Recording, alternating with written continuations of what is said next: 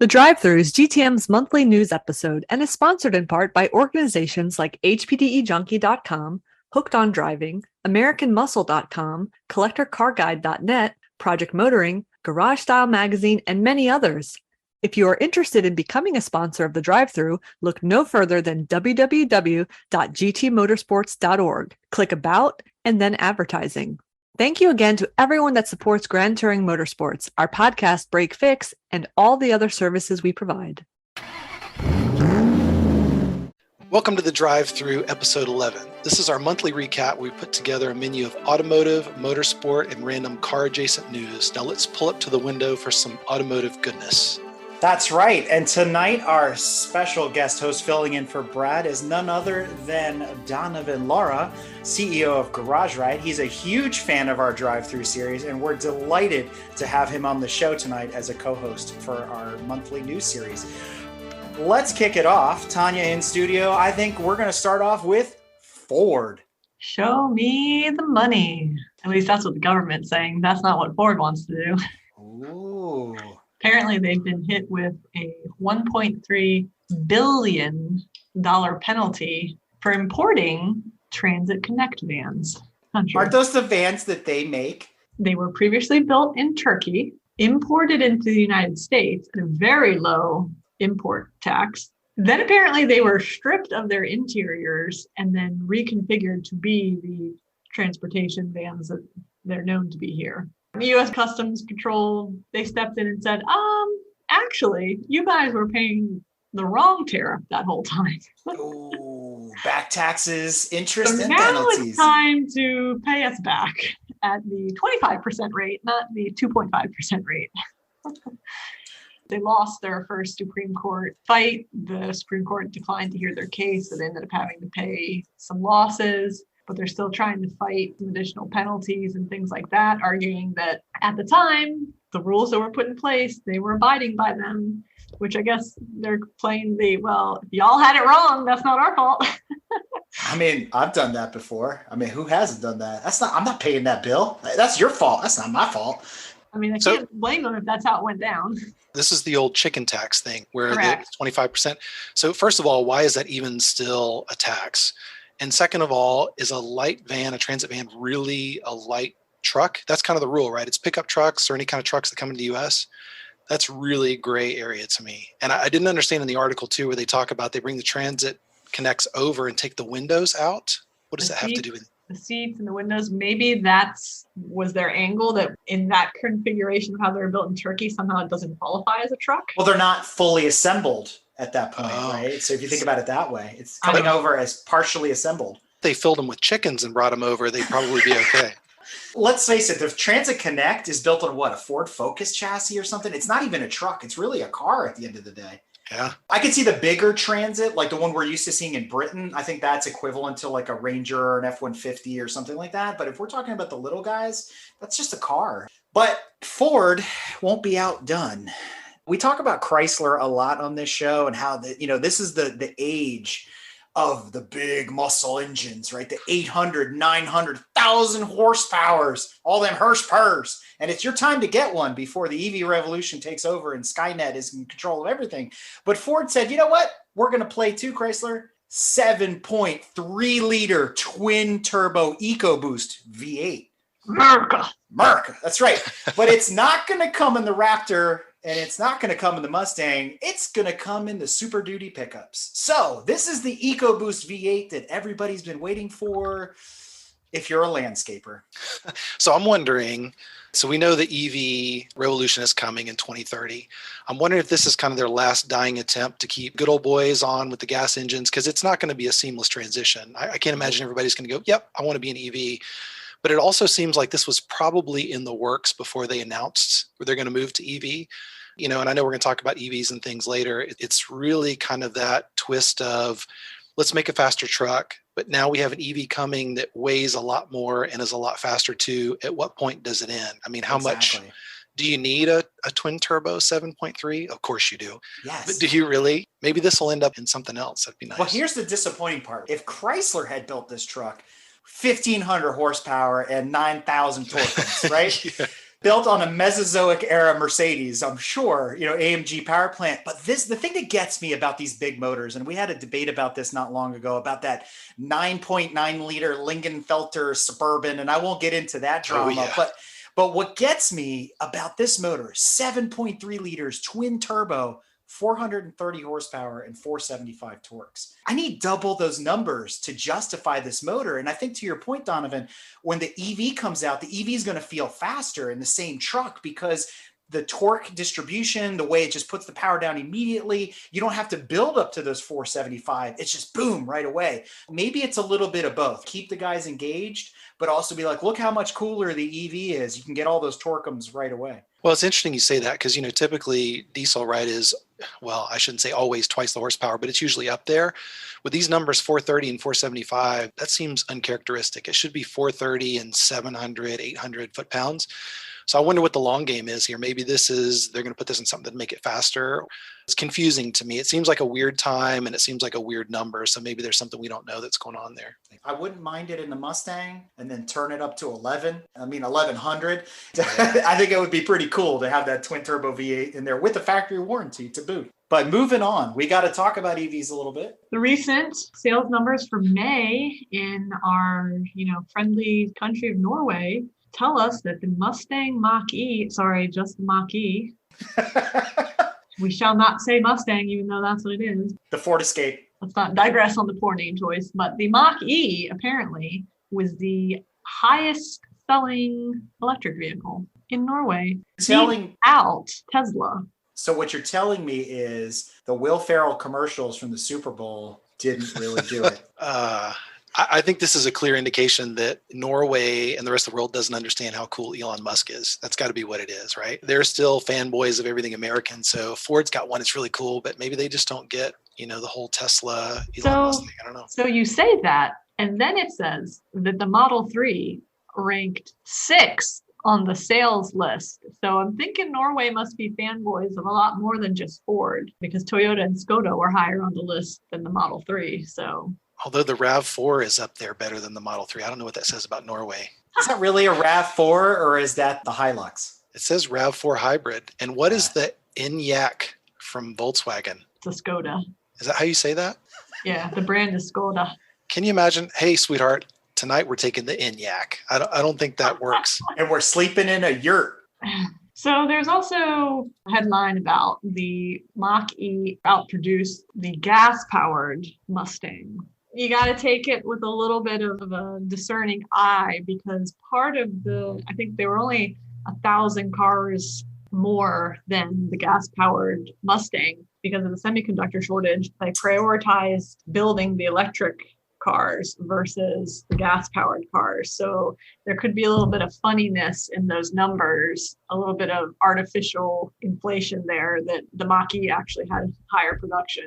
Yes, because they forced higher production in a way. I think we need a little more time. We need the world to balance itself back out and not have all these production shortages and supply chain issues, and then see how these numbers line out. I mean, inevitably, I would imagine that, yes, the Mach-E will probably eventually outpace its gasoline brother. I don't know the numbers on this car, but is the price of a Mach-E compared to what? The V6 Mustang, the GT Mustang? The V6 that they don't make anymore? Right. It's got to be faster, right? And it's the new kind of cool kid on the block. I'll admit, when I first heard about the Mach-E, I thought it was super lame. I saw one actually at Amelia Island. They had the race trim version. They had this. And, we all saw the hype videos, right? The drifting and the sliding videos. I think there's just a cool factor in here that is present with this because it's new, it's shiny, that, the Mustang is kind of aged a little bit, even though they keep updating every couple of years. But I don't know if I hate to say that, but I think it's cool. I mean, I'm looking at the picture now, the red one. Would I buy one? Probably not. But I kind of see the appeal a little bit. I think it'd be cool. I'd love to get hold of one and burn the tires off it for sure. When I saw it for the first time at the DC Auto Show in the before 4 times, pre-COVID, in the right color, the Mach-E is a stunner. In the wrong color, like that baby vomit beige, that they're offering it in, it's absolutely terrible. It just looks awful. So I think color has a lot to do with it. The red is really nice that they chose, kind of similar to the Mazda red that's out there and what's available in the Mustangs, really gets your attention. At the end of the day, what I have trouble with, despite the kind of like shooting brake design, it kind of reminiscent, I've said it before, of like a Scirocco or a Corrado, if you look at it with like a half drunk, one eye open type of deal, is that it's still a Ford Escape with an electric power plant. And so for me, that's a pill to swallow. It's like there's such an upcharge and it's like, is it worth it?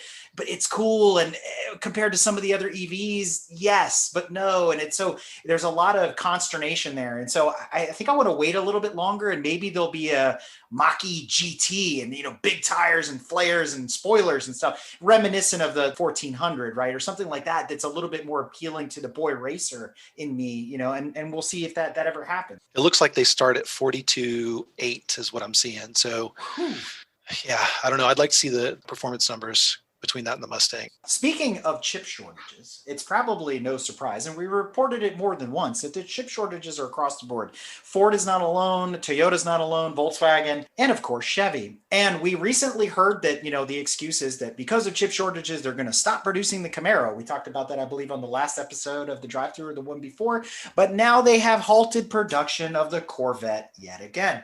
And I'm going to say, maybe that's not a bad idea, because they can fix some of the outstanding recalls with the C8 Corvette. So if you're in line to get a C8, you're going to have to wait a little bit longer. And if you were fortunate to get a 2020 C8, the value on those is now going up. Can I say thank you for stopping production on the Camaro? I don't know, last time you were out, start counting V6 Camaros. No offense to anybody that's got a Camaro out there, but they are all over the place. Yeah, I think the C8s are really cool. It's amazing to me, though, even in 2021 with the premium they were getting, from people in the aftermarket, you see them on the, the used car lots right now. There's a mini dealer not far from here. They have 3. So if they're that hot, how are they ending up in some of these scenarios? But yeah, I'm with you. I think, it's going to be one of those where hopefully they do have a chance to correct some of those things. It makes me think of the air conditioning and the radiators are in the front. They take, hit a lot of pebbles and bruise all those veins. Was that too soon to come to market? The real problem is that your typical Corvette driver, not to offend any Corvette drivers, and I love the Corvette Club and I work with them on many occasions, is that target demographic, I would say some of those guys are ready for the mid-engine car. But I think having moved away from the traditional platform, you begin to realize that the cockpit is small. It's laid out very different. It's not the most comfortable car in the world. If you've driven other mid-engine Elises or Porsches and whatnot, they're kind of awkward and they're not easy to get in and out of because of the door shape and things like that. And so maybe there's a turnoff there. For me, the big turnoff with the C8 is the back. Like whoever designed the back of that thing cut off the rear end of a Camaro and slapped it on an Acura NSX. And this is how we got the C8. Style isn't everything. I get it. I think there's some shortcomings with the Corvette that weren't foreseen. I would still argue that we need to keep the classic front engine rear drive Vette along with this mid engine under a different name and offer both. Because the C7, it was like, man, finally got it right. But then we discontinued it. Yeah, race proven. Absolutely. Absolutely. We're still talking about Fords. I know it sounds like we're talking about bow ties, but in reality, we're still talking about Ford. They are our showcase this month. The other exciting EV that they've got going on, aside from, the Mach-E, however you feel about it, is the F-150 Lightning, which I think we had talked about last month. They finally gave it a name instead of calling it the F-150E. They're bringing back that Lightning name, which is very suiting to an electric. They debuted just over a month ago. And as of about 2 weeks ago, it would already hit 100,000 reservations. Wow. It was pretty good. So there's definitely a lot of interest in this truck. But the real thing to talk about here is the weight of this vehicle. I saw this article. I was like, let me click it because, they've got a, big weight problem or something. I'm like, okay, what are they talking about? I never thought about it before because I'm not really a truck person. I don't have a truck, so I don't think in terms of truck tonnage. But I was blown away for a moment when I read how much this sucker is going to weigh. 6,500 pounds, which is 35% increase over its gas cousin, which is because of the huge battery. The weight of the battery is 1,800 pounds alone. The weight of the battery is practically the weight of my car. I thought lithium ions were supposed to be light, 1,800 pounds. What are they making them out of? Lead? I don't know. And then apparently the Model 3, because they wanted to give you a little perspective here, the Tesla Model 3 actually weighs 1,000 pounds more than a Honda Civic. I'm assuming the newer Honda Civic.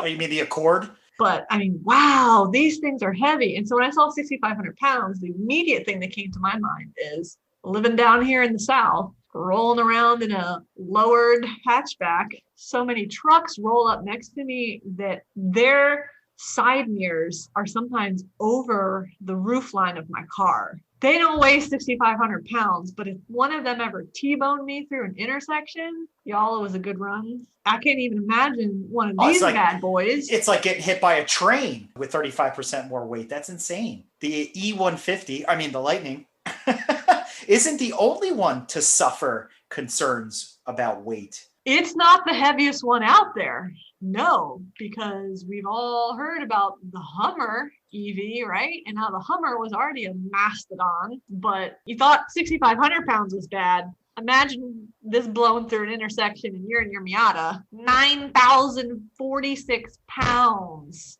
Guess what? The US license restriction, before you have to get a different license, the vehicle must weigh under 10,000 pounds. That is 2 Tesla Model S's, by the way. They weigh between 4,500 and 4,900 pounds. That's 2 of those. That is too much. That's where this whole thing gets kind of crazy for me. So, years ago when Porsche came out with a turbo Cayenne, we talked about how fast you need to go in an SUV, right? Sports cars, I get it. But, do you need to go 200 miles an hour in an SUV? Yes. So now with all of this EV, pretty much we're going to have to change the standard by the way that we measure performance, right? They're all going to be 0 to 60 in 3 seconds or less. How fast do you need to go in an EV, especially one that weighs twice, or maybe even in that case, sometimes 3 times the size of a regular car? I think it's crazy. There's got to be some kind of limitation there because that's almost a weapon. That's 9,000 pounds coming at you. And I would assume they probably topped that thing off at 150 miles an hour. Don't know why it should go that fast, but there's got to be something there. And I'm assuming that's 9,000 pounds minus the 6 friends you put in them, each weighing, 150 to 200 pounds each. But you still need a CDL to drive the thing. But, Donovan, you brought up a really good point, and it begs a couple questions. If the cops are still running Crown Victorias and Chargers, does this mean that you can now outrun Motorola if you are that fast? Because a 200 mile an hour Taycan, that's pretty good. Till your battery runs out. And then you're in trouble. And here's the problem, though. Cop cars are reinforced and all that other stuff to also be able to ram you as a tactic for stopping chases or things like that. Crown Victoria against 9,000 pounds? Shit. That's a good point. The cops are going to need to upgrade to like tractor trailer. It makes me think of, there was an article on Garage Riot about a month or 2 ago of the guy that keeps getting is it a Model 3? Impounded because he puts it on autopilot and jumps in the back seat because he wants to be chauffeured around, and they just impound his car. And his whole thing is, well, screw you, I'll just buy another one. So he's on like his 7th or 8th Model 3 because he just wants to jump in the back seat and drive. I thought that wasn't supposed to be possible because that accident that happened in Texas where they found the occupants in the back seat, which it's unclear whether the guy ended up in the back seat because he was trying to escape or not, or was really in the back seat. But allegedly, Musk said that it's impossible. You have to be sitting in the driver's seat. Now, but every time you talk to somebody that owns a Tesla, Edson on Garage Riot, Paul is one of them, he'll tell you, oh, they didn't do this part, or they weren't really autonomously driving. They were, so there's always that excuse. But my favorite, and then I'll stop talking about EVs, is the guy that he went out to the Salt Flats? And it was pre-EV, and he put his, I think, Suburban on cruise control, jumped in the back seat and had a sandwich and tried to see, I think he was doing 100 miles an hour. Maybe it was faster than that. And that was his whole thing. So he's not going to hit anything. Autonomous or not, idiots everywhere. So the other factor of this is kind of what happened. I hope the same thing doesn't happen, but it's probably inevitable because it's what happened to some extent when SUVs, the Ford Explorer, all those originally started coming to be is, well, I'm safer in my Ford Explorer if I'm in an accident. Well, yeah, because you weigh twice the weight of, a Miata. So when you driving your Ford Explorer, run over top of a Miata, of course you fare better than the guy in the Miata. So now we're at the same thing again, where you're being surrounded by vehicles that weigh 2 to 3 times as much as you. So now what? All the cars are just going to get even heavier? Yeah, that is a selling point. I'm glad you brought that up. Now I'm going to trade in the Explorer for something big and heavy to protect everybody. I kid. No, I kid. Yeah, you're totally right. There should be something in there that totally evens the playing field. And you know what totally evens that playing field is a teaser for Brad's Lost and Found series. So let's switch gears a little bit here because you never guess what we found. Still talking about Fords. A young man recently purchased a Terminator Mustang. And for those of you that don't know what that is, it's an SN95 Mustang 2004 era that came from the factory with a supercharger. This was convertible and it has a whopping 534 miles. And as the story goes, this car was purchased in Alabama and sat in a garage for 15 years. It still has the factory stickers on it, the wrappings, the plastic over the seats and the carpet. The car basically had never really been driven. It then was sold to another gentleman in New Hampshire who had it for 4 years. And then this young gentleman bought the car, looked into all its history to make sure that it was legit and the odometer hadn't been messed with and all that. And he bought it. He's now the proud owner of this Terminator Mustang and has subsequently driven it, modded it, and the value has plummeted through the floor. So congratulations on owning a new to you 15-plus-year-old Mustang Cobra. Yeah, I was trying to, for a minute there, I was trying to remember. It's like, there wasn't a Mustang in the Terminator movies. No, the Terminator was a package for the Mustang, and that's what gave you the supercharger and the body kit and some different wheels and some other stuff. I knew a couple guys that had them. I rode in one. They were wicked fast for the day. I mean, we're talking 2004 era.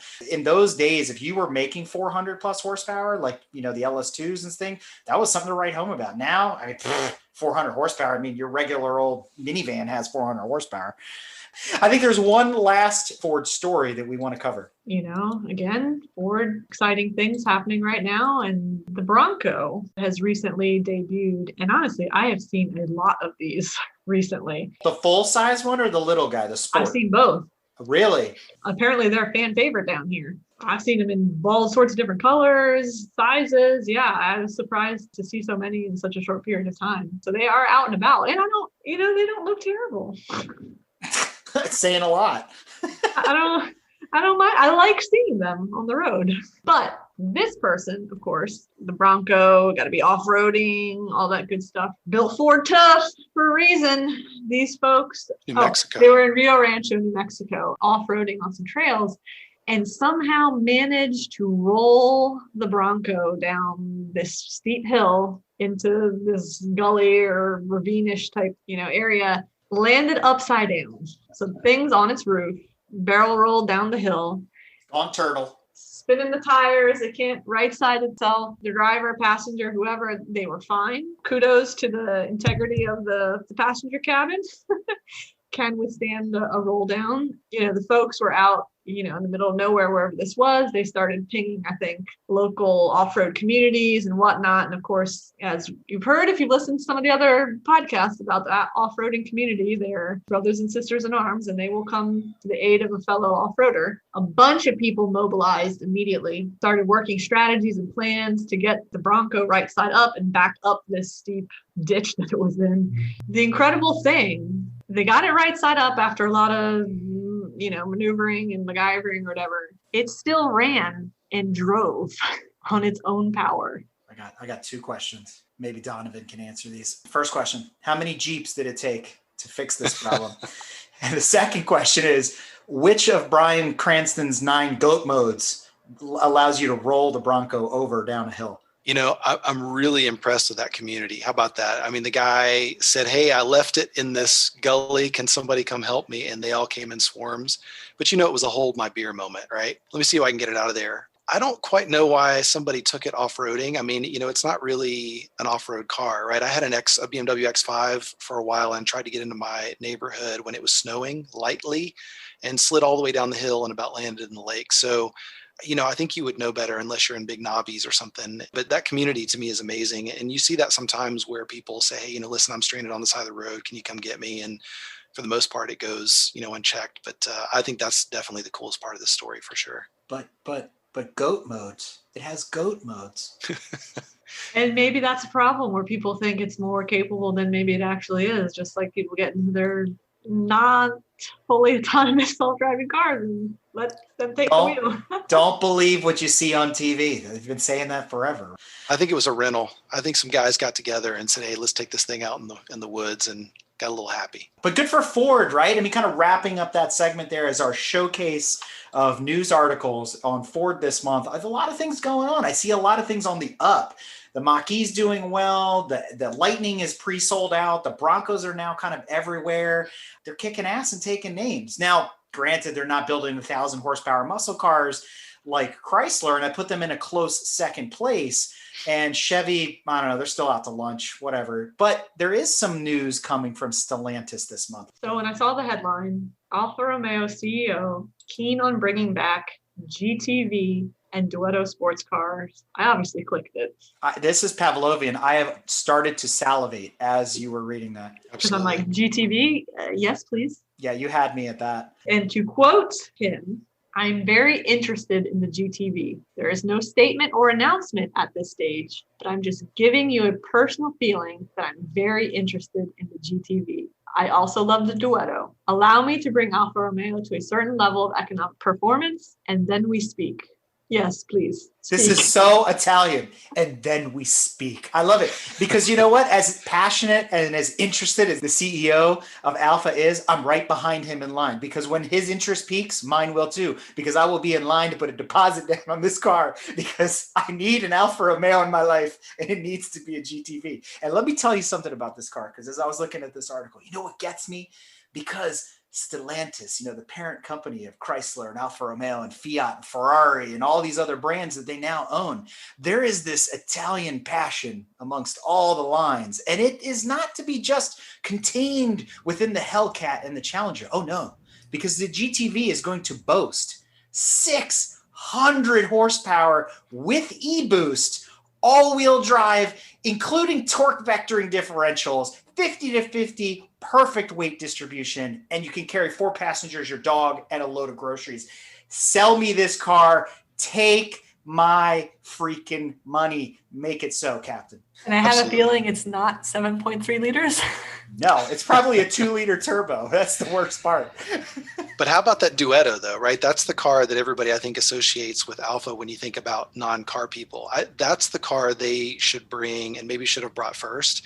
And maybe they don't launch it with J-Lo like Fiat did the 500, but that is the money-making car. That's their Boxster. They've got to do that. And I don't understand why they haven't done it yet because of the Fiat 124. Take that Miata platform and just reskin it again and put the Duetto or what be, you know, the Spider, which it became later, right? It had a very long run in that platform, in that body style. So it would only make sense, but maybe they're not doing it because people just go, it's just a rebadged 124, but I'm still okay with it. I'm wondering what that'll do to the collector market too. You know, you bring those cars back, you bring back some of these GTVs. What's that going to do to the GTV6 that are still reasonable? I've priced some of them recently in the teens and the 20s, and those are beautiful cars. If you can get one that isn't ratted out, because most of them either rotted while you were looking at them or the other ones are completely pristine, like the one we saw in Top Gear or the Grand Tour a couple of years ago, where he spent a fortune, still had to put some money into it, but what a gorgeous car. I mean, all penned by Giugiaro, the same guy that penned the Lancia Delta and the Scirocco and a lot of other famous cars. The GTV is right there with it. And so I'm with you. Let's bring it back. That's the passion we need. But there is a revival amongst the Alfa Romeo community. You were talking about the older cars where we've seen on Instagram and even on Garage Ride and a lot of other places where people are posting retrofitting EV power trains into these older Alfa Romeos.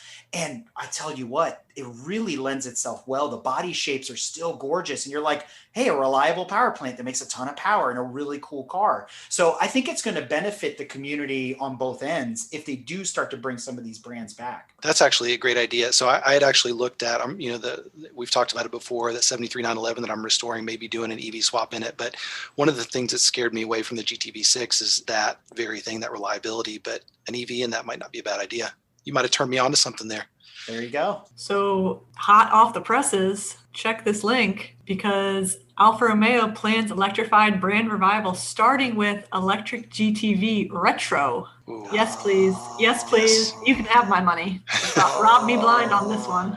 I'm slobbering right now. This thing is gorgeous. Rob me blind. I don't care if it only gets 75 MPGE. Like and that's an old school, that's an original, that's a Giulietta GTV. That's the precursor to even the GTV6s that we got here in the US in the 80s. This is just iconic Alfa Romeo right here. Gorgeous car, gorgeous. I mean, I tell you what, guys, I am still holding out hope for the GTA, the hatchback, the rear wheel drive that they promised us, that they've been racing in TCR.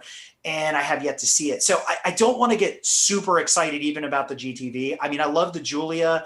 Everything that Alfa's brought so far has been awesome. The Stelvio is a gorgeous car. All of that. It's just don't tease me. Just don't tease me. Just, don't break my heart.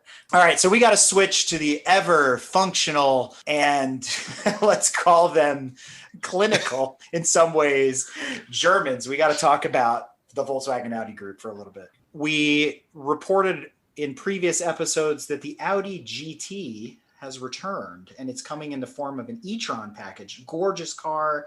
It has that low slung roof, everything that, the A5 has become now as well, where it's actually a 4-door, but it looks like a coupe, all that. Super high price tag, awesome specs. There's an article that we came across from electric.co where they've gotten a chance to finally drive one of these. So they give their whole review on that. I highly recommend checking it out. I don't know when exactly we're going to get them here stateside, probably 22 from what I'm seeing.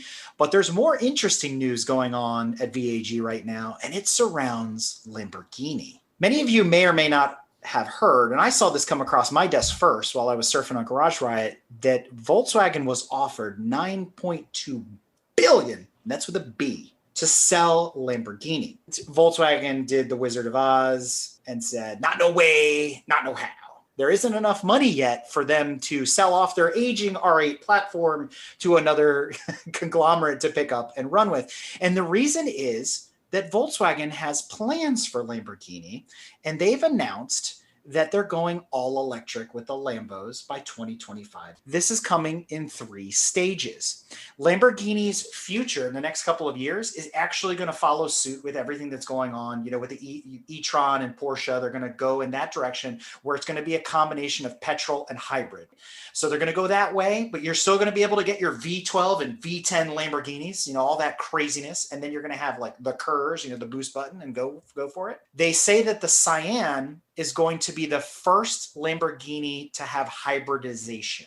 And that's going to come out in 2023, 2024, which is actually kind of cool, just in time for Le Mans. So maybe we'll see something going on there as well. We're going to talk more about IMSA and WEC later in the episode, but they're going to go full electric in stage 3 in 2025 through 2029, where all models will cease to have petrol engines at that point. So it sounds to me like Volkswagen's got a 6 to 8 year plan for Lambo, and they're not really ready to give up on it quite yet. First of all, back to the offer, it feels like some drunk billionaires got together and said, hey, I think I want to buy a Lamborghini. I'm going to offer some money. I would totally do the same thing. Yeah, it's kind of disappointing. I mean, I know that's the way everything's going, but you think about particularly the Italian supercars and things, you want to hear that. You want to hear that engine rumble. And I mean, I know that Porsche said recently that the 911 would be the last car for them to convert to electric, but we know it's going to happen. I guess we're going to be old school in 10 years or 15 years and want that rumble. But again, I go back to the collector market. To me, this is good news for all current gas-powered Lambos, right? Buy them now while you can. Gallardos, whatever you can get, because I just think the difference is going to be important. Talked about earlier in the show, at what point is fast not the metric to measure anymore? I mean, we've already got the Tesla Roadster that'll do 0 to 60 in sub 1 second with the rocket boosters hanging out the back, right? They've already exceeded the limits of traction, and they're overcoming that by these boosters. So at some point, you've got a C8, that e-tron Audi is 0 to 60 in 3 seconds. Everything is 0 to 60 in 3 seconds. So why are you buying a Lamborghini at that point? Is it the styling? It's not the sound anymore. It's not the performance anymore. So I know they're kind of there's not really much we can do about it, but I feel like they're on borrowed time as far as what that means. And I think you're right, even about the styling. I'm not a huge fan of these Lambo concepts I'm seeing for the next 6 years. I think they're all going the way of the Veneno and the Senna, and they're just too perfect because they're designed in CAD to be perfect. But they've lost the flair of like a Countach or a Diablo or a Testarossa. It's not just the name that gets you excited, because when I say those names, petrol heads get excited. Countach. And you're like, oh, you immediately think David Hasselhoff. But what ends up happening though is they were trendsetters. They were breaking the mold. They were bucking the system and saying, this is what we think is awesome. Either you love it or you hate it. The Countach is one of those cars, but most people do love it. But they're outlandish. They're crazy. They're not functional. They're complete form over function, unlike the Germans, who are traditionally very clinical, very, pristine about things. Everything's very, very functional. And then style kind of comes later. I don't know. The new Lambos, it's a hard pill to swallow. And you're right. I don't want to see Lamborghinis go the way of the Condor and become completely extinct. But it's just, maybe there's a time and a place for everything. There's a reason Packards aren't still around. Let's just say that. Well, and it was cool, right? You think about back in the 80s or the 60s or whenever, the reason you bought those cars was for their performance. You bought a Lamborghini because it was faster than anything else. And you guys remember when the 911 Turbo hit, sub 3.5 seconds, it was, oh my God, we can't get any faster than that. And now the Ford Lightning will probably do 0 to 60 in 3. I know the new Tesla truck will. So you're not buying Lamborghini for that anymore. And who knows, it's going to be one of those shifts where we're not going to see it coming. But maybe styling is, the way of the future. Maybe it's coach building again, because you don't really have to, and the engineering people listening to this will argue with me, but 0 to 60, you don't have to be super aerodynamic. I mean, not anymore, because you've got the power. Chrysler says every day, all I need is 1,000 horsepower. So we'll have bricks that'll do 0 to 60 in 3 seconds, and they'll be gorgeous. So, the ID4 finally has made its debut over the last couple of weeks or months. And I have seen a couple of them, not as many as Broncos that I've seen, but one or two I have seen out on the road. They also aren't horrible to look at. I like the way she put that. My expectations for all these days are the bar is low. And I'm not a fan of trucks and SUVs and all these compact crossovers, which to me are just hatchbacks on stilts, essentially. So why not just have a hatchback that's lower to the ground, but whatever. So, the ID4 came out first, and kind of as their dedicated EV, right? They also, at the time, there was kind of like a back and forth, I think, between the ID4, the ID3, which one's it going to be? And the ID3 is the hatchback, if you will. It is a Golf, essentially, but smaller. A Polo. Yeah. And, there was a little bit of hemming and hawing. Do we bring the ID3, but give it more, more GTI-ness? But they ended up going with the ID4. And with regards to GTI-ness, there are plans for that, for both the ID4 and the ID3. And the ID4, again, will get the package first, and it's going to carry over, I think, to all the electric brands. And it will no longer be GTI, but it will be GTX. So there will be a GTX version of the ID4, and there will be a GTX version of the ID3 coming out, which makes it sportier and drift mode and all this other stuff. Can't we just continue to have nice things? Why do they have to change everything? Exactly. Why does every new car need a drift mode? How many people do you know that can drift? I don't know any. I'm sure there are people, but the BMWs and the Volkswagens and everything else with this drift mode is driving me crazy. Well, it's not really practical. If you're someone whose hobby is to go do drift competitions, you're going to have an actual car that has been designed and set up. And has the proper steering articulation to drift. And it's probably a Nissan Silvia. When you're going to the grocery store 3 blocks away, you don't need drift mode. Except if you're Andrew Bank. And if you're listening, yes, he does. That would make grocery shopping a lot more fun, though. But going back to this ID3, the thing that kills me, and Hazmat will tell us all the time, badge engineering has been a thing for 40 years now. Let's slap a badge on it. It suddenly makes it special. The GTX thing, it kind of eats me a little bit, because the old moniker, at least in the Volkswagen world, was the GLX. Right, they've always had that. They had the Passat GLXs and the Jetta GLX and stuff like that. We could have easily brought that back. The GT, Grand Touring, I get it, just like us, GTM, right? But I don't know, GTE, I guess that's an Opel thing. That would make sense. Right, it would make more sense than GTX has always been reserved for 4-wheel drive in a lot of cases, like the X-Drive and the BMWs. And GTX, my mind, when you said that, immediately went to the Mazda 323 from the 80s, the GTX, right? Because it was the all-wheel drive Mazda 323. So for me, I guess because I grew up in that era, it's just word association, but I don't know. It just becomes alphabet soup. ID3 GTX, blah, blah, blah, blah, blah. It's whatever. I looked at it. To your point, Tanya, it's the evolution. I think it's where the Polo and the GTI are going to intersect, and that's what we're going to be left with after they decide that we're done with the fart cans and the 2-liter turbo and everything else that comes with the GTI and the Golf R. So in another round of infinite wisdom, we'll see how this plays out. They're doing some sort of test in Greece, trying to, I guess, foster green mobility and all this stuff. They're sending all these what look like ID4s to Greece. To do what? I don't know. This one is liveried as if it's a police car, which is pretty cool. It does look neat. I will give you that. You have an ID4 police car, but I mean, you're going to put your eggs in that basket? I actually like this idea a lot. And the reason I say this is, to me, you imagine you're on a Greek island somewhere. You've got to get fuel to the island. The more self-supported you could be, the better. And I think, if islands are able to convert to solar power and some other things, I don't think this is a bad idea. And the last time I was on a Greek island, I was on an ATV, and a lot of people were too. So, transportation isn't really as much of a thing there. So I don't know. I don't mind this one too much. I think it's kind of a cool idea. I got 2 words for you. Jurassic Park. They use quote unquote self-driving autonomous electric Ford Explorers. Remember how that turned out? This is the sequel, all right? So you're saying now this Greek island is going to attract dinosaurs and it's going to swallow up everything. 100%. I see. Okay. Not to be outdone. We have a theme to continue here. It's twofold. There's large horsepower number, but small displacement.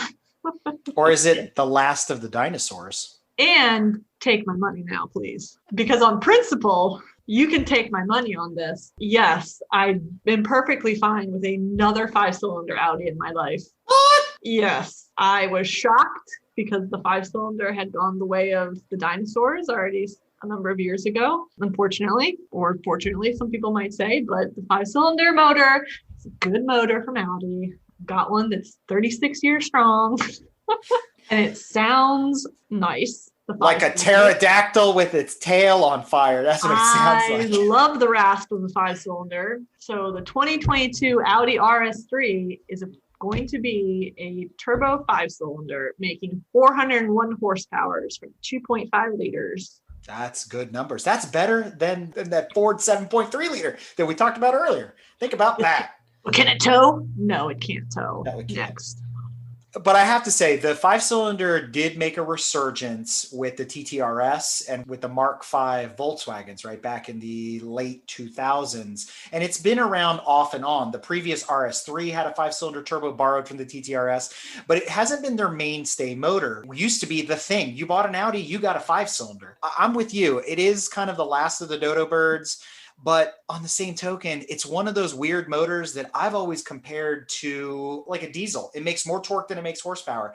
It's got the acceleration of a 4 with the kind of power output of a 6. It's got an identity crisis. It doesn't know what it wants to be, but at the same time, it's freaking awesome. And if you turn the boost up to 11, not pounds, but like Spinal Tap up to 11, they're wicked. I mean, incredible amounts of horsepower. And if you look at the legacy of the 5-cylinder, especially the rally cars, and I don't want to nerd out because I'm a rally fan, but a single turbo 2.1 liter in the S1 was making 750 horsepower back in the 80s. There is so much potential and power in that motor. It's incredible. It puts a lot of other engines to shame. It's nice to me that somebody at Audi is paying attention, right? That 5-cylinder is classic. And, it makes you look at other companies, we talked about earlier, Volkswagen kind of going off mark a little bit. And, of course, BMW with their crazy nomenclature, right? Is it a 4-door 3 Series? Is it a 2-door, all that kind of thing. And this to me is somebody, while most people won't know or care that it's a 5-cylinder, a lot of people will. And I think that's really says something about protecting that heritage and really keeping that alive. I think it's really cool. But I will say it's also interesting. This car is going to make 400 horsepower and is roughly 3.4 seconds 0 to 60. That's pretty stout, especially when you compare it with a lot of the EVs that we were talking about earlier. You look at the current Corvette, and I haven't raced them, but I would assume a Corvette and this car next to each other, 0.4 of a second off is probably not that big a deal, and it's pretty cool that they're still making that kind of speed in it. So as we transition away from automotive news, we want to touch on Brad's favorite news section, which is Lost and Found. And it's really awesome and actually quite special that we have Donovan on this particular episode to talk about Lost and Found, because some of his expertise is in the car show world, in the auction world, in the, you know, exotic car and high-end types of stuff. So he's got a lot of background in this. So we selected some articles to discuss with him back and forth. And the first one that came up, which I actually happened to snag off of Garage Ride, and I don't remember who posted this, but it has to do with Nicolas Cage's car collection. And all jokes aside about his current career and method acting and all the divorces he has to pay for, he's actually got a pretty cool collection of cars. Now, it's not going to rival Tim Allen or Jay Leno, but I want to rattle off some of the cars in his collection. And Donovan, maybe get your opinion about some of the stuff he's got in his stable. He's got a Diablo VT. He's got a Miura SVJ. He's got a Lamborghini 350 GT. You're starting to see a theme here. He's got an Enzo, a 599 GTB, along with a bunch of other cars. I think it's incredible. I mean, you know, you look at, he's got a Jag D-Type. He's got Bugatti Type 57C.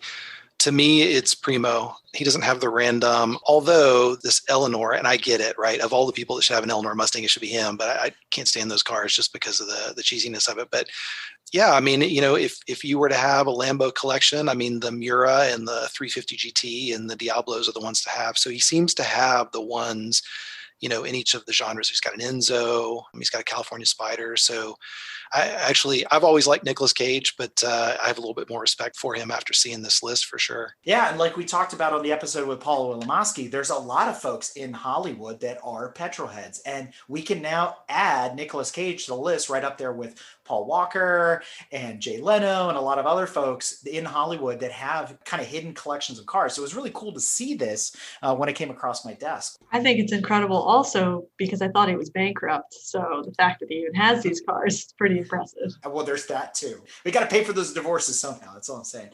So what else do we have on Lost and Found this month, Donovan? So do I have to do my best Brad voice to give you this one?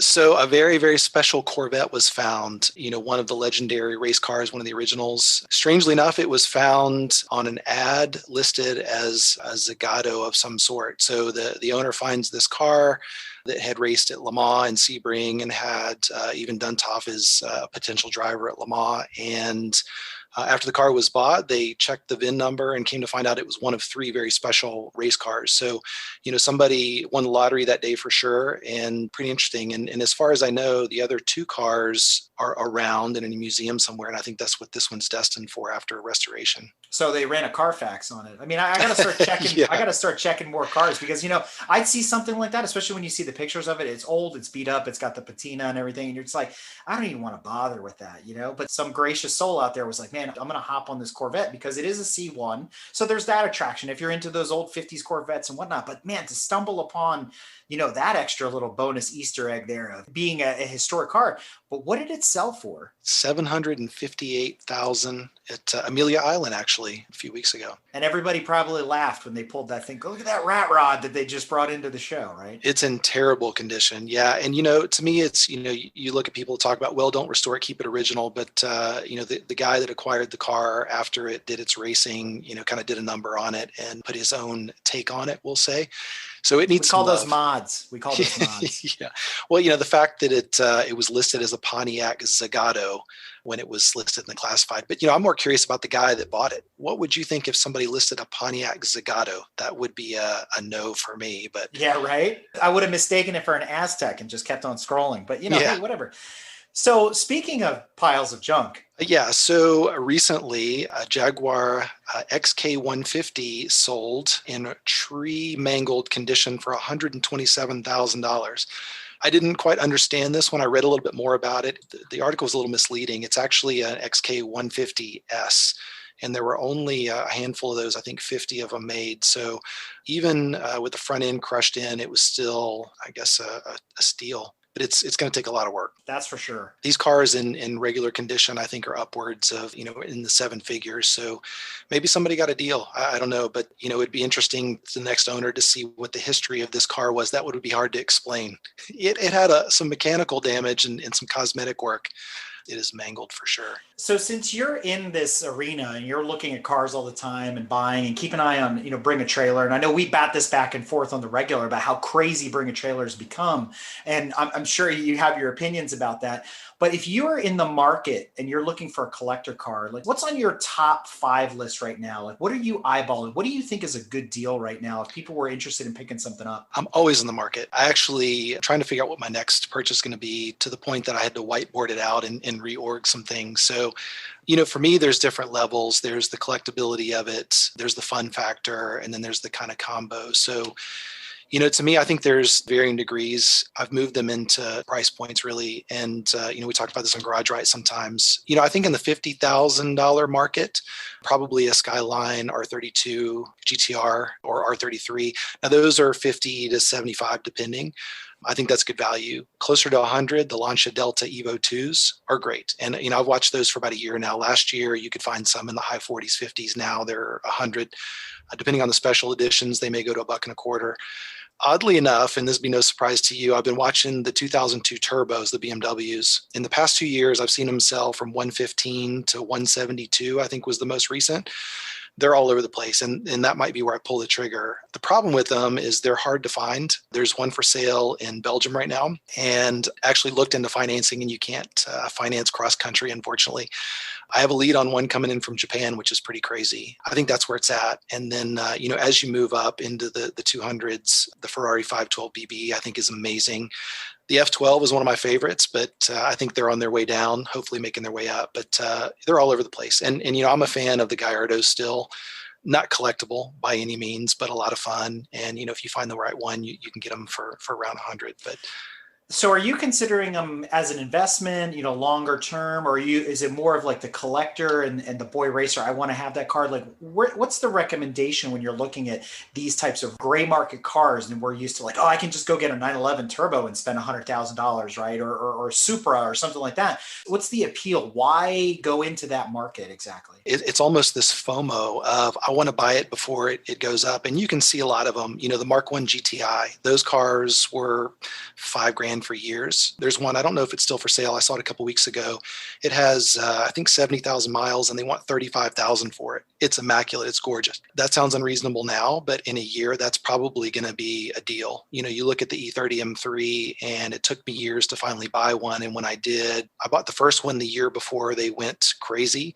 And then after they went crazy, I'd sold that one and bought another one. So really, I think it's watching the market. And to me, it's buying a car that I know is going to make money. That GTI, if you can find one in the teens, maybe you'll gain $5,000 on it. You buy a GTR for 65 right now, your margin will be a little better, but that, and I just want to own every car in the world. If I had a bigger garage, I sure would. And I'm down a few cars now. I sold one of my cars last week, but it's really just a space issue. But, I think it's the real life version of Hot Wheels, right? We all had all the Hot Wheels that we thought were really cool. And if we could have each of those, we would too. So that's really kind of what it is for me. There's a bunch of cars for auction right now in Kansas that you could scoop up pretty quick, but I'm not sure that you'd be too interested in. Did you hear about this? I did, the Trans Ams, right? It's a barn full of basically Smokey and the Bandit Trans Ams, 70s era Trans Ams. Now, are they really that desirable compared to the stuff you're looking at, maybe in a different genre or market? Man, that's a good question. I've never been really into that. I think Trans Ams are really cool. I actually like the early Firebirds. The first ones I think are super cool. But it was amazing to me that the high value version out of that group is the 74 Super Duty, the 455 V8 in it. Terrible name for that car. It sounds like a truck, right? Super Duty.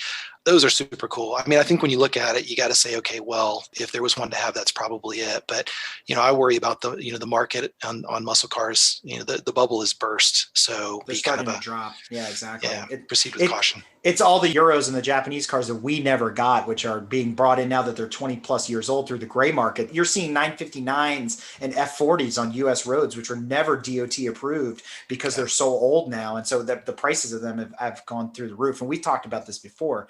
But to circle back on those Trans Ams, I think the only person that would get super excited about that, and also happens to be in Kansas, and if you don't watch his show on YouTube, is Hoovie of Hoovie's Garage. I mean, he's going to be all over these things. I'm sure he'll do a lemons race with a couple of them and, tearing them apart, giving them away to his friends. But if you've watched his show, it's pretty hilarious.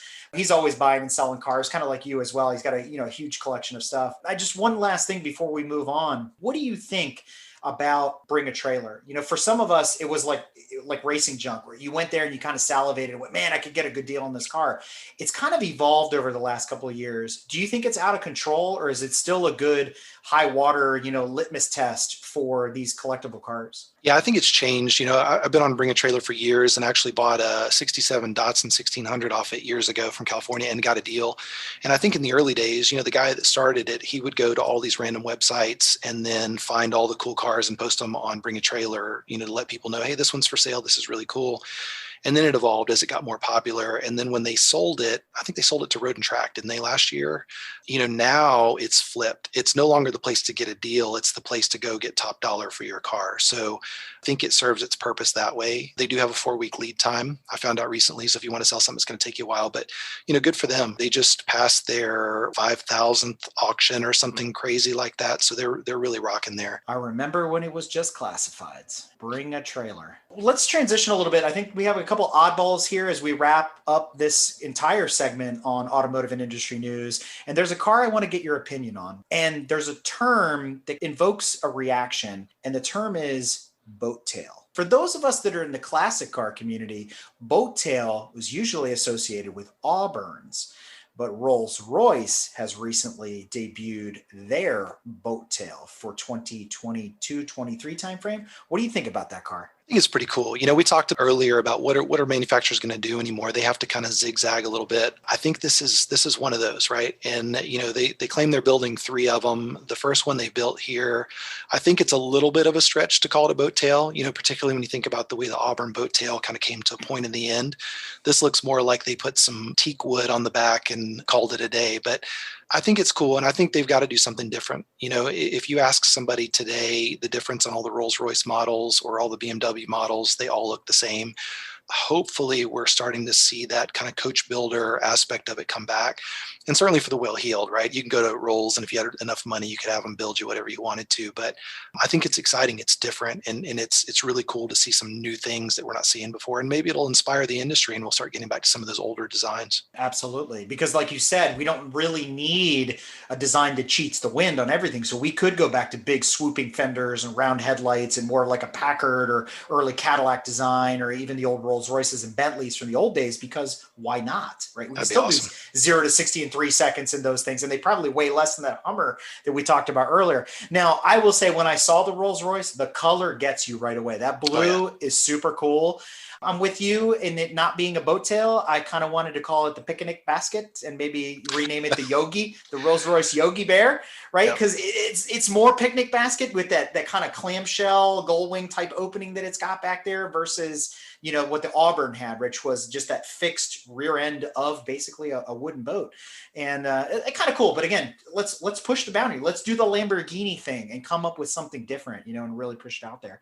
And speaking of different, we don't talk about motorcycles very much, but there is a French company that is unveiling that they're going to build a prototype for what is being called a super capacitor or ultra capacitor hybrid electric motorcycle. So not quite the same as the battery pack like all the EVs right now, but instead of using basically capacitor technology, which is slightly different, there's no chemical reactions taking place. Everything is electrostatically contained. So there's very quick discharges and also recharges. So that's kind of a benefit against batteries. You'd be able to recharge them faster. They're also alleged to cycle better, meaning you can go through many cycles of discharge, recharge, etc., more so than conventional batteries, which get battery degradation after a while. So, there's some pros to it. There's some obvious cons to it as well. It's not going to be something that can handle long trips, things of that nature. You're not going to go cruising on the highway with big headwinds and things like that. This is really geared towards specifically urban motorcycling. Stop and go. You're just running here to there. And it's very futuristic looking. The way you describe that, in some ways, people may be skeptical of this particular motorcycle. But if you look at the history of Honda, this is how the Cub started. It was a go to here, to there, to the grocery store right around town. It mobilized an entire workforce in Japan post-war and all that kind of stuff. So maybe they're onto something, right? We got to start small, just like Honda did, and build up to something bigger. Now, I'm really surprised Honda hasn't gone in this direction with their history in motorcycles. But again, if you're off the beaten path and you live in smaller places, this makes more sense. Just like electric cars might make sense in Greece. And this looks like it might be competition for the Volcon Grunt that we talked about last year, right? There's some other innovative ideas out there. Not all of them are good. And I want to share with the audience, remember to check in on our show notes and the follow-on article that goes with this particular episode on a human-powered vehicle, right? We don't need batteries. We don't need gasoline or diesel. We got human power, right? Now, Trash. You you might be thinking maybe the Footmobile from the Flintstones. Oh, no. This is more akin to Snidely Whiplash on the railroad. So if you watch this video, I think it's absolutely hilarious. This guy basically built a kit car, kind of looks like a weird late 90s Camaro, and he's pumping away at it. Basically, he builds like the kinetic energy in the system, and then he drives along the highway, and he's on open roads, which scares the crap out of me. No helmets, no nothing. I still don't understand how the suspension or the steering works, but I just wanted to share this with you guys because I think it's an absolute riot. 100%. It's a railroad hand car, hand trolley, pump trolley, whatever you want to call it. It's the classic. Back in the day, like two guys machine. that were pumping up and down on the lever back and forth, and they were rolling down the train tracks. That's what this is, okay? It's a bicycle that you don't use your legs with. You pump the pedals with your hands, and it makes the tires spin. I think it's super, super cool. And, the guy is clearly smoking something by coming up with the invention, but the fact that it's 38,000 pounds to buy is incredible. Right. But it is super, super cool. I mean, it almost makes you wonder why we didn't just go this route, right? And be a kinder, friendlier, way to mode of transportation. Because leg day, bro. I mean, who wants arms like The Rock to go to work? That is true. Well, what cracks me up about this is somebody would eventually find a way to automate that rowing process, and then it would be just, somebody hook up their gasoline powered lawnmower to it so it cranks that thing, and then we're back at hybrid again. Oh, you mean a car? Oh, Exactly. We'd be remiss if we didn't move into our next section, which is the Tesla news. Oh, God, here we go. Spotlight on all things Tesla. Not all things Tesla. We do cover some other interesting topics here, but we always start off with Tesla. So without further ado, the Plaid edition of the Model S is finally slated to arrive. It is happening, and it is going to be the, quote, fastest production car ever, according to Mr. Musk. Until the Roadster hits the street. Until something else. Yeah. I don't know. Until the Lucid Air. The Lamborghini I don't know. Cayenne. Come on. This is the one that, alleged the 1,000 horsepower, blah, blah, blah, which I think the Lucid Air alleges 1,100. So the Lucid Air is supposed to debut, I think, this year. So if it does come out, maybe that will be the fastest production car ever. Now, there was a Plaid Plus edition, which was the one I think that got you that extra 100 horsepower. But that has apparently been canceled because the regular Plaid is just so awesome as it is. There is apparently no need for the Plus edition, according to Musk. So they've canned that. Okay, maybe somebody can answer this. If you're listening, comment, write us, call us, text us, whatever. When I hear the word Plaid, two things come to mind: Braveheart and boring. Right. And not because Braveheart is boring, but Plaid is boring to look at. So what is the deal with this Plaid name? Like, what is the significance of this? Maybe Edson can tell us. He has told me, and my understanding is I think it's a Spaceballs reference. Like they go beyond light speed and they go plaid, I think something along those lines. So it's some kind of in the know kind of Which reference. is why there's ludicrous mode and all that other stuff. Yeah. I might be wrong. It's something like that though. But I can tell you so we do mountain runs. Edson has a Model 3, and then we have another friend that has a Model S, the Performance or Performante or whatever they call it. And that car is no joke. I mean, that one it's a couple of years old now, but it's 0 to 60 in 2.2. And it is just crazy. But I feel like they probably discontinued the Plaid Plus because of what we were talking about earlier with the Roadster that's going to do 0 to 60 in sub 1.1. Although I know they wouldn't get a full second out of it. At some point you start eating into your own market share there. I think there's the Roadster that does it sub 1.1 with the Cannons, and then otherwise it's like 1.8 or something. So I mean, Tesla's lovely. They've done a lot to disrupt the car culture and technology and all that, and that's wonderful and that's great. But for $114,000, I still want something else. I don't care if it has 1,000 horsepower and does 2.2 seconds 0 to 60. Like, I want to. You know what has 1,000 horsepower? It costs. You know what has 1,000 horsepower? It costs half as much. Challenger Hellcat. Just going to put it out there. Well, that's a good argument, though. I mean, and the argument both ways is, well, and I'll keep using the Roadster as an example. The Roadster is going to be 250, and it's going to smoke any car there is, Bugatti, all of those. Who's buying these? Here's my problem with it, though. All of these cars are not particularly attractive. I think they're pretty vanilla. So you pull up in a Roadster to valet and they park you in the back because they don't know any better, right? So you pull up in your Hurricane or your Gallardo or your even, older stuff, and they're going to go, oh, wow, that's special. Even a 360 Ferrari, which you can get for a quarter of this for half this price, you're going to be up front. That Plaid is going to be in the back somewhere collecting dust. I mean, honestly, they're vanilla on the outside, they're vanilla on the inside, and they're vanilla on my butt in the seat, because I've driven a Model 3 before and I felt like I was driving a Nissan Altima that I got out of the Hertz rental lot. I mean, other than the fact that if you stomp on it, yeah, you get thrown back in the seat because there's so much torque. Yeah, the acceleration is ridiculous in an EV, but I don't know. Maybe I need to drive a different one. But if you're just cruising around town, it was no different than anything else. It felt like a rental car. I wasn't blown away. I didn't feel like I was in this luxury for spending tens of thousands of dollars. And I'm with Tanya, where the Tesla doesn't give me anything back. It hasn't convinced me yet that I can get rid of a GTI and have more fun. It's the fun factor, for at least for me. There's that straight line performance, but there's not that overall performance that I think, like you said, was visceral, Tanya. And to me, that's what I keep going back to is, yeah, it's fast in a straight line. And yeah, it's faster than my car, but I want to hear it. I want to hear that. I think I'd rather be in that Trans Am we talked about earlier, right? You feel like, well, I'm supposed to be going fast. It sounds like I'm going fast. I'm probably doing 0 to 60 in 8 seconds, but man, it sounds good, and it's smoking and I can smell it. You remember when 8 seconds was fast? Like, wow, it does it in 8 seconds. It's incredible. Yeah.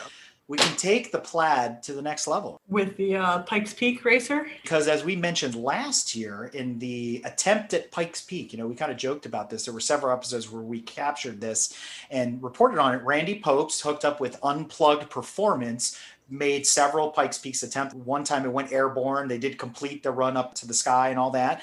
They are returning with a modified Tesla Plaid edition and are going to attempt the race to the sky yet again, taking the Plaid to the entire next level, probably into the stratosphere, because it's going to, completely launch into orbit. Good on them. That's awesome. Curious to see how it turns out. I was going to say, I'm pretty sure Randy is doing it again. I saw a video that he posted a day ago, so that'd be interesting to check out. And there's a really great show on Motor Trend about last year about them running and wrecking and things. So it's pretty cool. The Boring Company.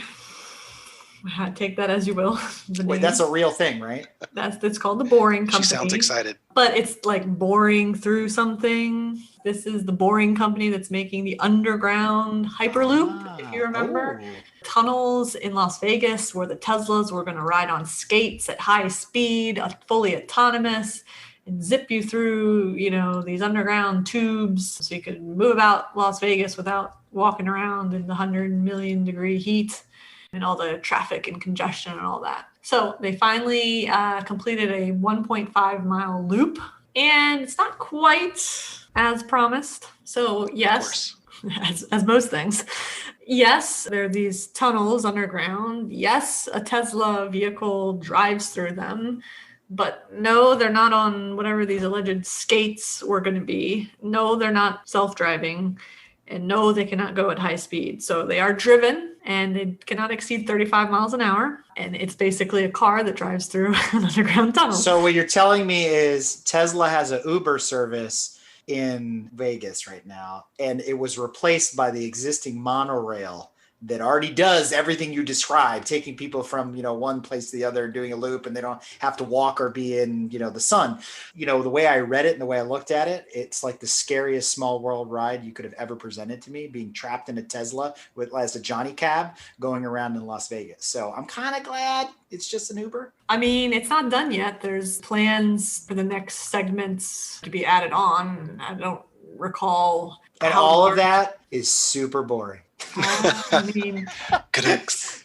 if you're claustrophobic, I can't imagine this is fun, but Here's my issue with it, right? So it's 1.5 miles and it takes you from one side of traffic to the other. So it's not like it's avoiding all of the traffic. So basically you're just the asshole that cuts line and 1.5 miles to get up in the front, just like the guys that ride down the emergency lane in traffic. I don't understand the logic here, right? It's great. You can speed through the tunnel, but you're still going to stop at the end, which means you're just going to back up Model 3s all the way back through that tunnel. So because we all know that Vegas is really Disney World for adults. I mean, so it's just another attraction, ride, amusement to add to the amusement park, right? I mean, it's just whatever. It's a novelty. I mean, why not, if you have the technology to allegedly make the tunnel boring way more cost effective than doing something above ground? See, and this is where the frustrating thing of all this is. It's like, if you have this technology, why don't you just frickin' build a subway? Why don't you build a train that can hold people on a rail that would be autonomous? Because a lot of the metro rail systems actually drive themselves. Yes, there's a conductor in there to monitor, but for the most part, it's like a plane. They put them on autopilot and they go. And use that technology to bring the cost down and actually move people. Not like this gimmick of throwing a roadster in space to be space junk. This gimmick to like, oh, the Tesla drives in the tunnel. Like, who gives a crap? How many people do you fit in a Tesla? You know what you just described? You know what you just described? The monorail. It's autonomous. And guess what? It's an EV. It's already there because we like recreating the wheel. Okay, that's what it is. That's where we're at right now. Well, and the thing is, if they've uncovered technology that makes it more cost effective to do it underground safely, and you don't have to do it above ground and be in the way of putting cranes, blocking traffic, disrupting everything, it's kind of out of sight. Like, okay, well, let's do it in a way that makes sense, not in a way that's a gimmick. I'm getting the feeling through this entire episode that Tanya's not sold on Tesla. I could be wrong. I mean, the entire series of the drive-through, I think, at this point. Yeah. I'm making enemies. I mean, since we're talking about things that are incredibly boring, Donovan, what did you discover?